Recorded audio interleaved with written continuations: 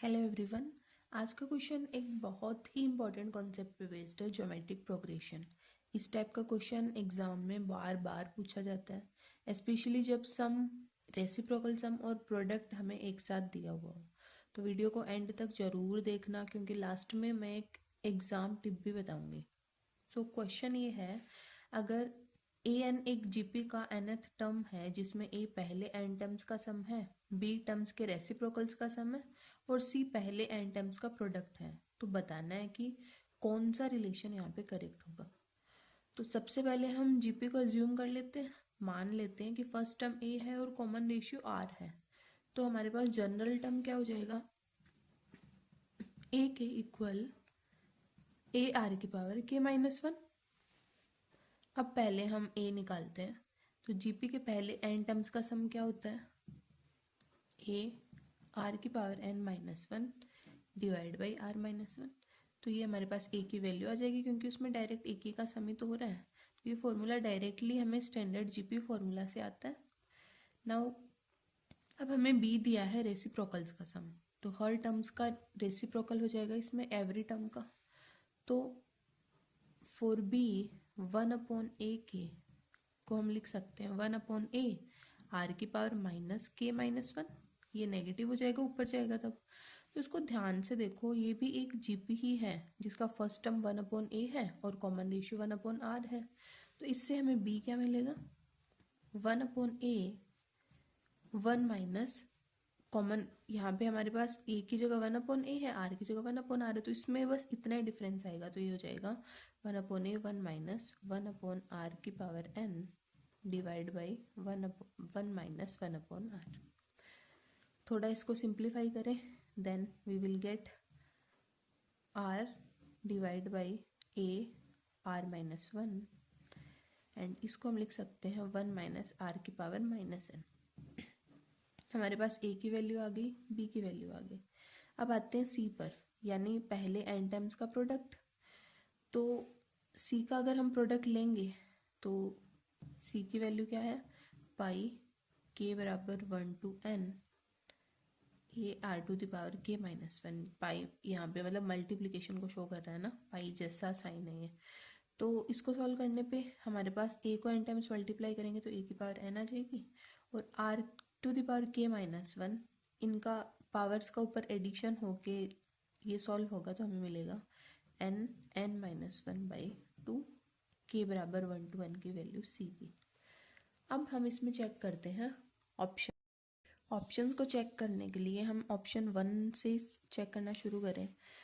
तो ऑप्शन 1 में हमें गिवन है c² b⁻n इक्वल a⁻n। तो LHS RHS को सॉल्व करते हैं, तो पहले हम c² फाइंड करते हैं। तो ये हमारे पास c² क्या आ जाएगा, c का स्क्वायर करेंगे तो ये हो जाएगा a⁻2n एंड r की पावर n-1 आ जाएगी। 2 से 2 की मल्टीप्लाई होकर कैंसिल हो जाएगा। ये हमारे पास आ गया c²। अब हम b⁻n मल्टीप्लाई में लिखेंगे, तो b की पावर n आएगा हमारे पास r की power n divide by a की पावर n एंड r-1 की पावर n, एंड आ जाएगा 1 माइनस r-n की power n।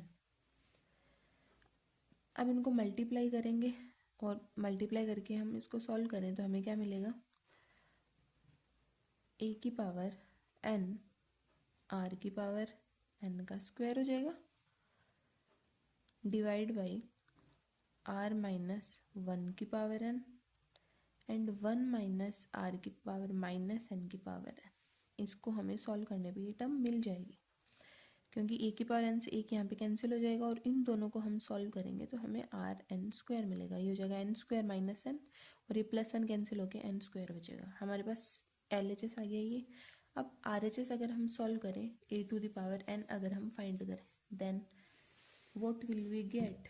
So a⁻n is equal to a r की पावर n-1 अपॉन r-1। तो a की पावर n, इसकी भी पावर n और इसकी भी पावर n करेंगे, तो हम जानते हैं ना कि r की पावर n-1 को हम ऐसे लिख सकते हैं। तो इस टर्म को हम यहाँ पे यूज कर लेंगे, then what will we get, a की power n is equal to a की पावर n आर, इस टर्म की जगह हम ये पुट कर रहे हैं तो r n 1 minus r minus n की power n divide by r minus 1 की power n. This is equal to a n, r n multiply होके r n square and 1 minus r की पावर माइनस एन की power n divide by r minus 1 to the power n. ये equation 1 हमारे पास था LHS, ये है हमारे पास RHS.